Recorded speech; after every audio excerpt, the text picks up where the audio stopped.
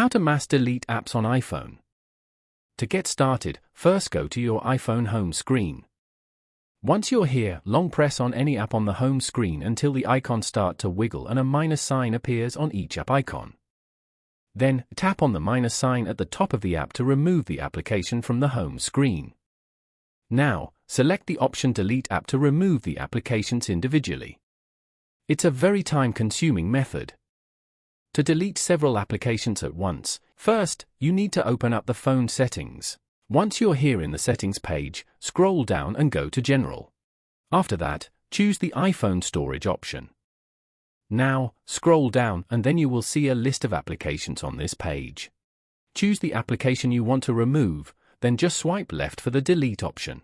And then, tap on Delete. To confirm, tap on the Delete button. It's much easier to do this for different applications, instead of picking them one by one. So by following these easy steps you can mass delete apps on iPhone.